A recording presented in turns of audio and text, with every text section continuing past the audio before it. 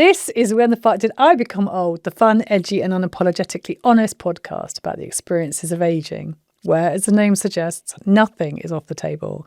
And I'm your host, Jo Parker. And I'm Kev. And this week, we're going to be picking up on a theme that we discussed a few weeks ago in another episode about the rise of the midlife clubber.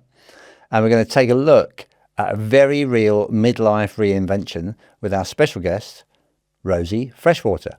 But before we introduce her, just take a look and listen to this little clip.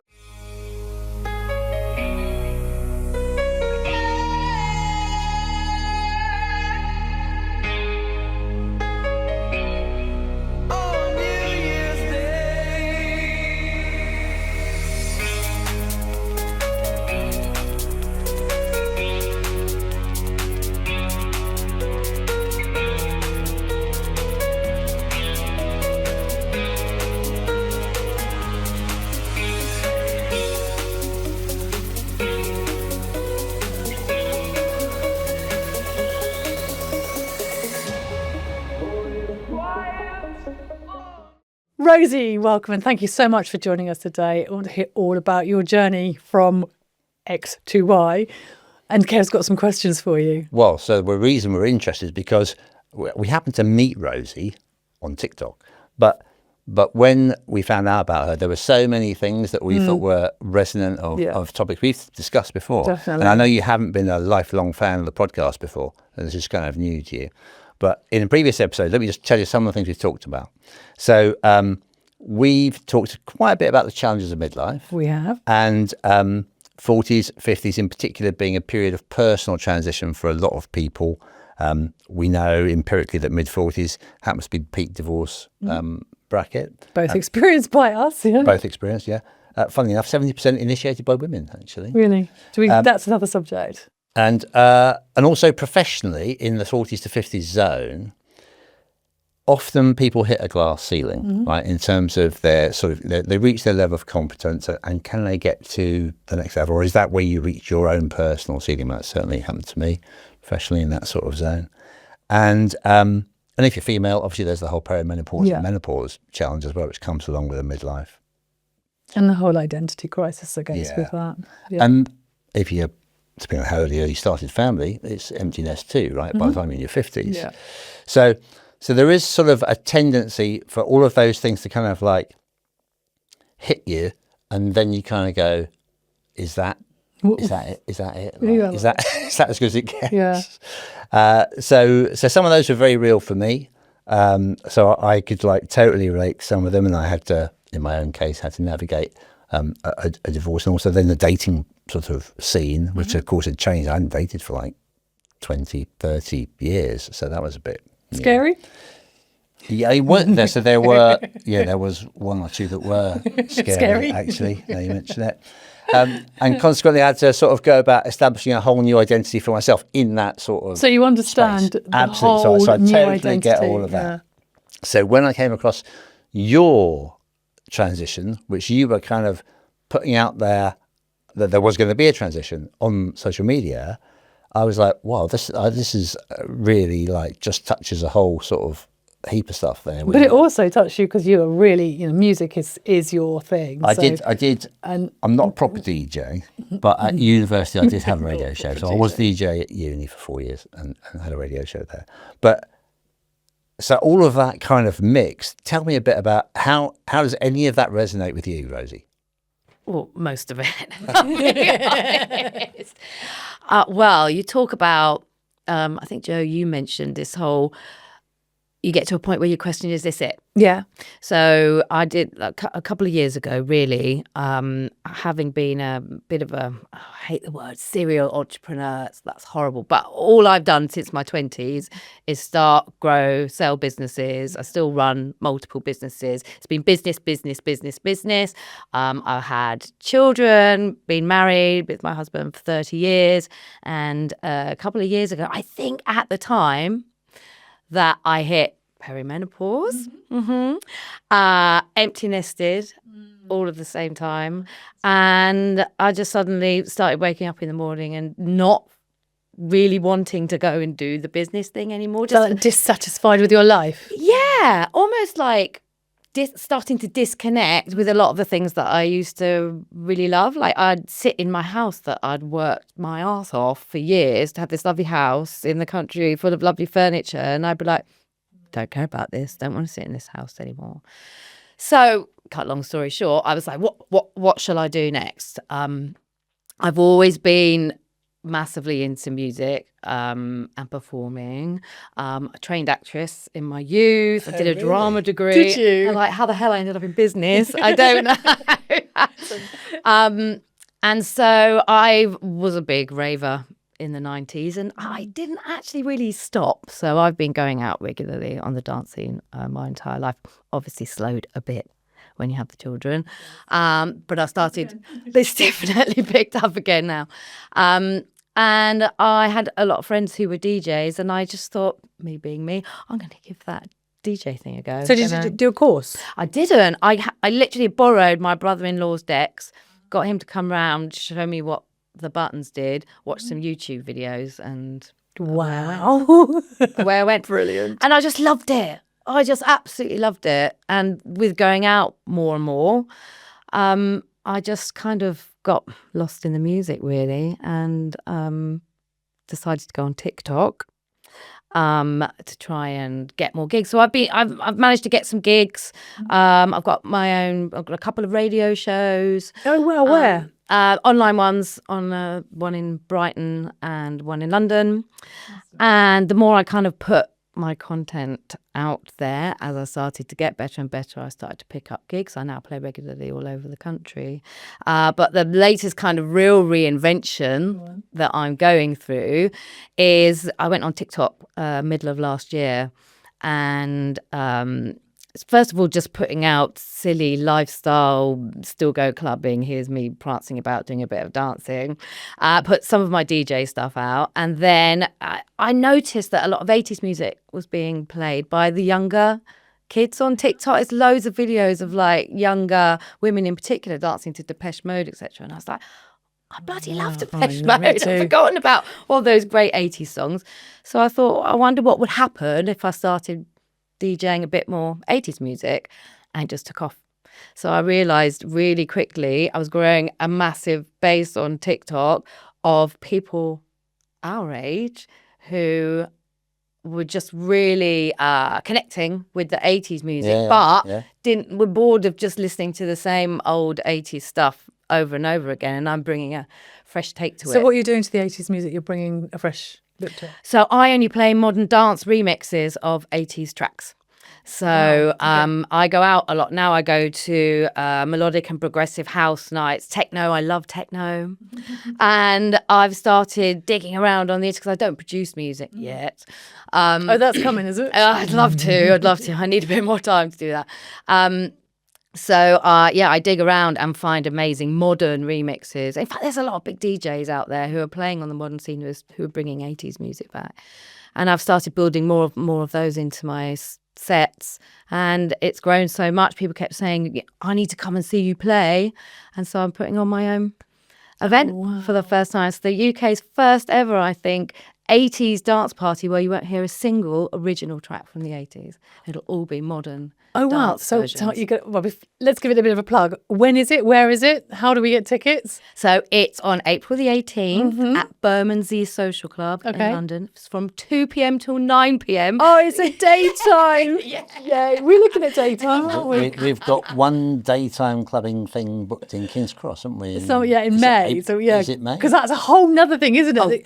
Our age group want to go clubbing, but don't necessarily want to do it late at night. It's a huge thing, and actually, even with the younger generations, there's a lot more they call it day raving going on, because they're a lot more wholesome and clean. They are actually. They want to go to bed. Yeah, we find that with our kids, don't we? My kids, especially, who both lived in Brighton. One's not here at the moment, but yeah. So we they go to bed early. They don't drink very much. Yeah. So the day rave is huge, and actually, I go out as much now, I think, as I did in my 20s, and there are a lot of people our age who are doing the same thing and rediscovering their love of dance music because they don't have to be at home for a toddler in the Absolutely. morning. Yeah. Yeah. Got absolutely no responsibilities whatsoever, have they? No, and it's a real tribe. It's like, So do you think we we're found my all people. reevaluating our lives then at this point 100%. 100%. and looking at things to do that just give us a little bit more joie de vivre rather than stay at home and do our knitting? Right, yeah, and do you know what? I did love knitting when the kids were younger. They're really crafty. Knitting, sewing, cooking, gardening. I loved Crochet. all of that. Yeah, I loved all of that when it wasn't expected that I would be doing that. Yeah. And now it's expected that Of the age women group of our that we age get, are yeah. doing that thing. I'm like, I'm out, going. yeah. I'm going the other Yeah. way. And there's a lot of people our age. So the DJ thing, even though it's kind of becoming to the point where you're getting paid gigs now, it started for the creative element. It started because you were just looking for some sort of satisfaction, stimulation that the rest of life wasn't. Yeah, and it was just an escape, Providing. a total escape. Lovely. I completely disconnected. And from bored. friends, family, work, everything. I was like, I need to find myself. Yeah. But I'm going It's through a that cliche, as well. but yeah, no, I'm going through that with I'm completely I've fallen out of love with my estate agency, and I'm shortly, and also I think I'm a little bit older than you are, and you were when you decided you wanted to re-establish yourself. But I'm so going to tell someone where to go if they don't behave themselves, because some of the people just.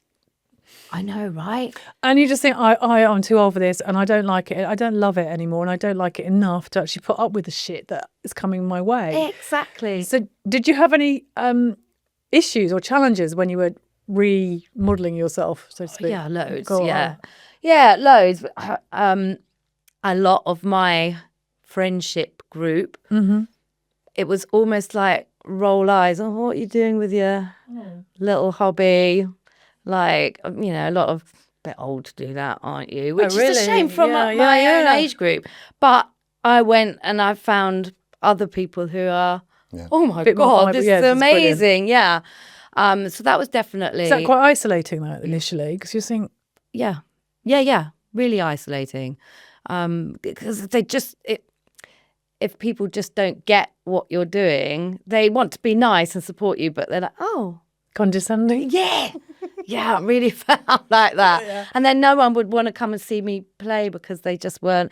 I had kids a lot younger than a lot of my friends, so a lot of them still have younger friends. So I just kind of felt like I was retreating more and more from some of the best friends. They are still absolutely my best friends, but I went and found Another new tribe. and the more new people I met, it was more of an escape because none of them were from Yeah. the life that I have where everyone knows me and everyone knows my business. So I mean, I don't think you're alone in failing to identify with your own demographic. I struggle with my own you do, demographic. yes. I've just come back from a week snowboarding where, bizarrely, the Alps were full of literally people my age.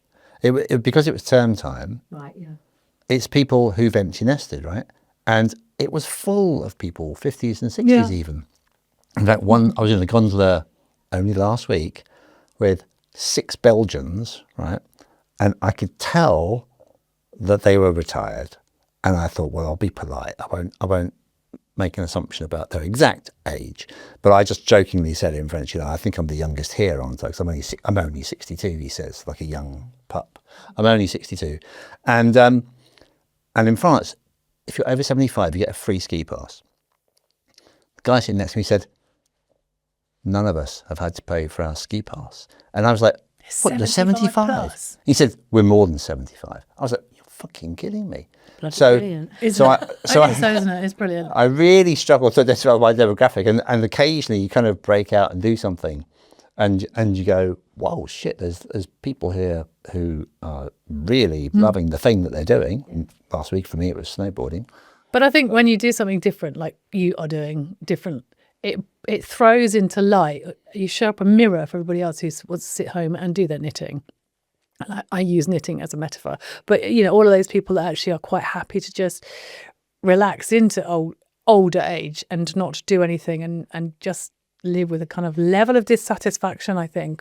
That's what I was going to say. I think a lot of I don't get backlash, but the people who aren't really on board with what I'm doing, I think it stems from people who aren't quite satisfied with their yacht, but don't feel brave enough. You'll know a way to try and do something different. the fact that this year I plan to, before I'm 50, wind down a lot of my corporate work, take a big risk, sell my house, move to one bedroom flat in London. So the kids it's can't come home.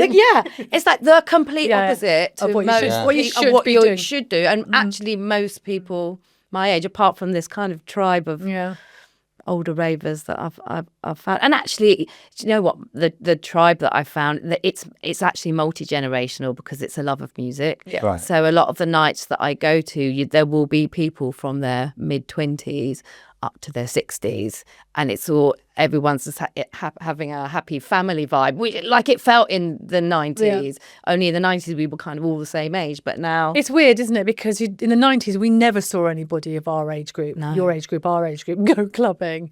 Whereas nowadays, no.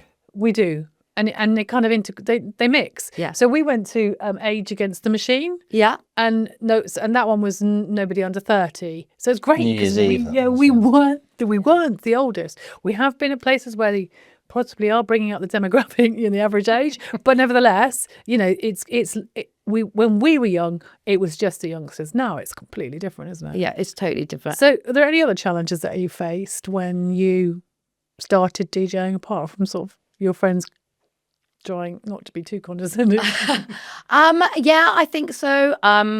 I don't think it was necessarily the DJing, but I was going through this whole period of reassessing, is this it forever? And I won't lie, it has pressures on your marriage, especially when you've been with someone for 30 years. So we had a tricky period of it, but you navigated it. we navigated Brilliant. it with a lot of talking and a bit of therapy. That's brilliant. Well, that's brilliant, because a lot of people don't. They just sort of give up and don't. And that's another thing, is that disappointing, underlying disappointment in life and dissatisfaction. You blame the other person. Exactly. And I think what has held us strong all the way through is that he's a massive clubber and a dancer, and we've always gone out dancing together. So actually, this new route I've taken, it means that we get to do that. Oh, does he come with you? Well, yeah, Amazing. yeah, all the Amazing. time. Brilliant. But you know, it was tricky. It's hard when you're completely reassessing whether you're happy with life and disconnecting. You stop talking to everyone. And it wasn't until I thought, I'm going to have to sort this out. Well, definitely need to start talking to you again. Yeah, definitely. And that's what got us through that bit. But he's very supportive, and he's up for completely getting rid of our lives and restarting. Oh, brilliant. How exciting. So, yeah. So when now that you found the new direction that you want to channel your energies to, how did your kids react to that? Because it's one thing about your partner seeing that change in direction and being supportive, but then given the age thing we've discussed, and you're tapping into a new generation there. Oh, yeah. Mum's a How DJ. what do the kids think about, oh yeah, no, mum's going to be a DJ? I reckon they are 50% mortified and 50% think I'm the coolest mum in the world. Right, okay. All their mates think I'm really cool, and that doesn't sit very well with them. So they wouldn't tell you to your face that they're proud, but yeah. I think we've probably when we've all had a few drinks together, they do. Actually, one of them's mate says he's really proud of you to him, so that's really nice. I've only managed to drag them to see me DJ once before, but they're going to be Coming on the 18th. my event. Yeah, with all their mates. Oh, Which is great. So there will be youngsters there as well. Oh, which that's is so cool. lovely. That's so lovely. Because that's a big thing, right? When you whatever your changing direction is going to be, that identity shift is an identity shift for you, but it's also a shift for everybody in your family unit, and so people can react differently to that kind of thing. Yeah, definitely. And they've just always said they want me to be happy. So now they can see that I've got one of my boys who listens to the podcast. You do. Yeah, you do. The other one that I don't think has ever listened to an But entire who knows episode. we're doing a podcast? But he's only 9. There you go. You can't win them all, can you? Don't think he knows. But the girls listen. So my eldest, Yeah, who's that's true, been the girls away, do. listen Yeah. to us. So she listens to us every week because it's a connection to us. So Yeah, she was traveling the world. She was Yeah. in Australia for Yeah. a year and a half, Yeah. and so she actually learnt a lot she did. about us by listening to the podcast, which was bizarre. But so now you've got that whole direction. You're also, you just mentioned you're going to do like the downsizing thing. That's another yes. big life change, right? Yes. Well, So tell us a bit more about that. Because not everybody manages the downsizing very well, because you've got to get rid of stuff. Oh, yeah, that scares the living daylights out of me, to be quite honest. We were toying with the idea last year of moving to. So we live in Chichester now, which is, there's not a lot going on in Chichester for someone who wants to be a DJ.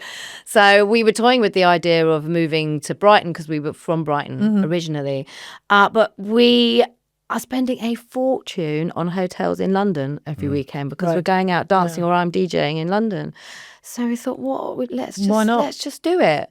So the house is going on the market imminently, and we aim to be living in Hackney, hopefully. Oh, before very the end of the trendy. Hackney week, where it's at. Nice. Because we just want to be in the thick of it. We've never done the London thing. Right. We have done Brighton, which is a slower pace than London. And then Chichester for the last It's really 20 slow. years is really slow. Great place to raise children, but we thought, why So not? that's another. But as I said, people don't manage downsizing very well. It is quite challenging in as much as you have to decide what you don't want anymore, and that is kind of getting rid of your past. And your past is tied up in your previous identity. So how are you managing that? Well, it's going to be, it's like trying to chip away every weekend at what can we get. Basically, what's happening so far is stuff that's being moved out of the house is piling up in the garage, and we haven't quite got to No. through the car we're boot doing- yet. Large storage locker coming your way. No, don't.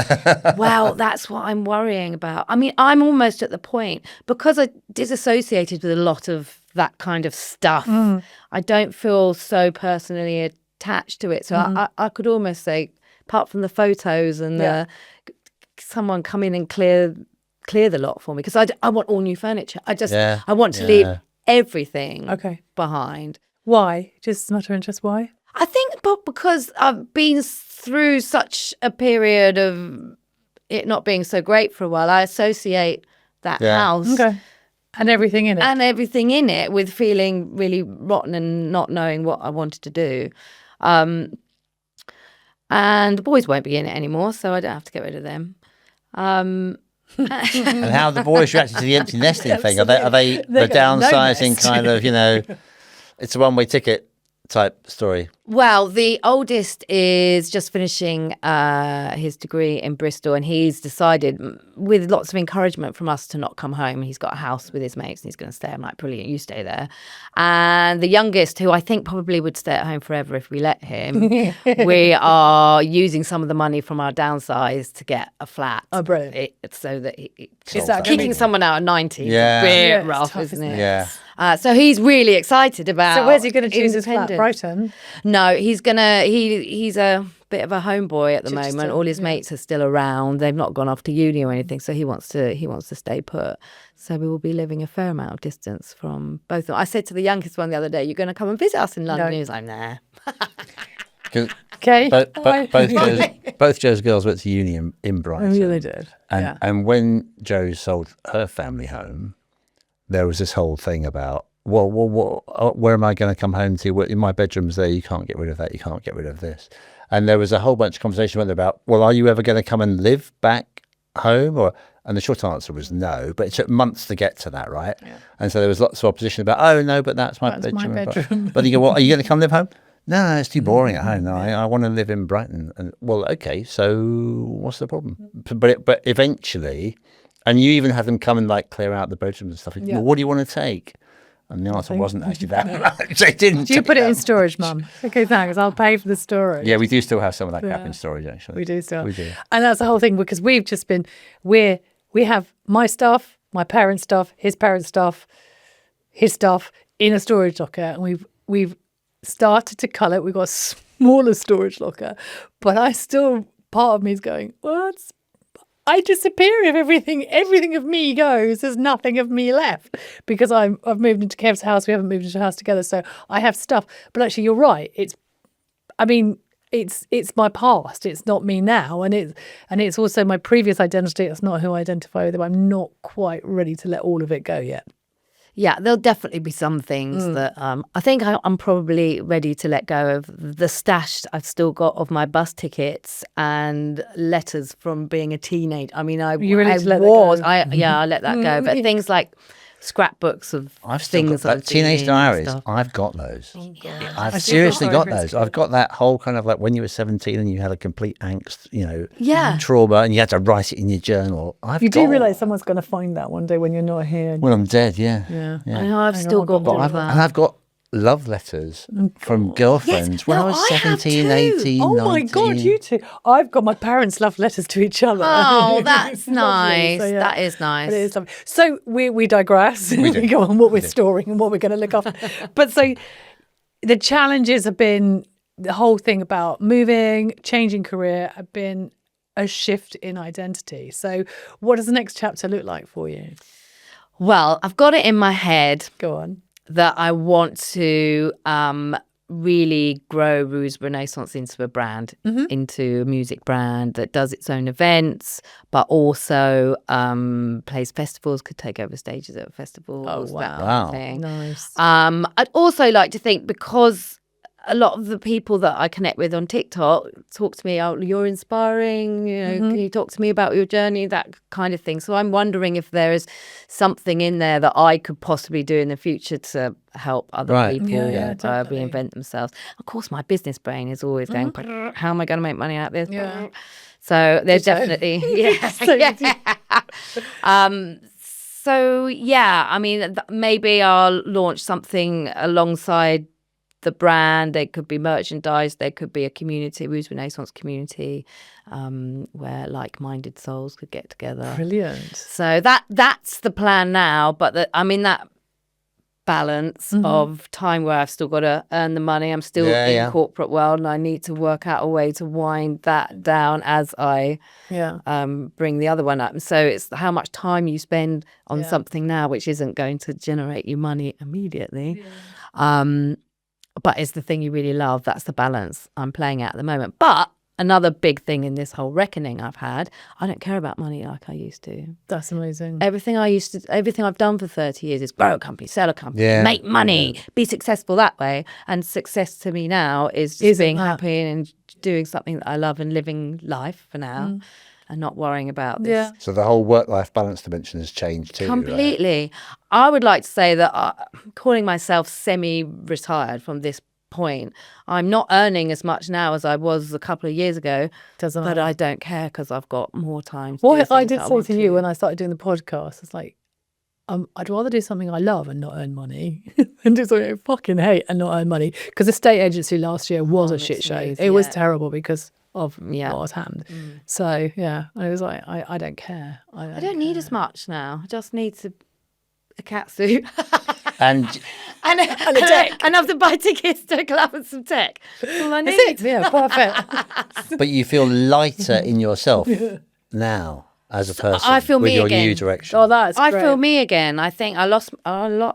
You lost. I was very happy and content for a very long time, and then suddenly, it was amazing how quickly it happened that I went, I'm not actually happy. I'm not happy with anything. Like in a very short amount of time, and I, to the point I was so unhappy and couldn't work out what I needed to do to change stuff that I would just sit staring into space, like caught in. And then I found the music, it's that paralysis of just not being able to process where you are. Yeah, exactly. And then now I have drive and direction again, so I feel like the driven Rosie I've always been, but it's in this exciting new adventure. Isn't it? It's brilliant. It's so, and there are loads of people who are sitting on the edge of something and may or may never do anything. But if lessons that you've learned that you could just say to anybody else, how would you? I mean, if you do take this down the Rouge Renaissance, change your life, what would you advise someone to start doing if they're at the beginning of this sort of like, what the fuck am I going to do with my life? Oh gosh, that's a big question. I think I would encourage people to just try, if they're feeling pretty unhappy, try and remember times where they felt happy doing something in particular, and just try and do a bit more of that, or try and find time to do a bit more of that, to see if it's something that they want to do, and try not. It's very hard to say don't sweat the small things, but Yeah. I'm a real believer. So like, don't worry about the things that you actually can't control or change. Yeah. And then the biggest thing I would say is don't give a fuck what other people think. If you want to do it, do it. Love it. Fantastic. Love it.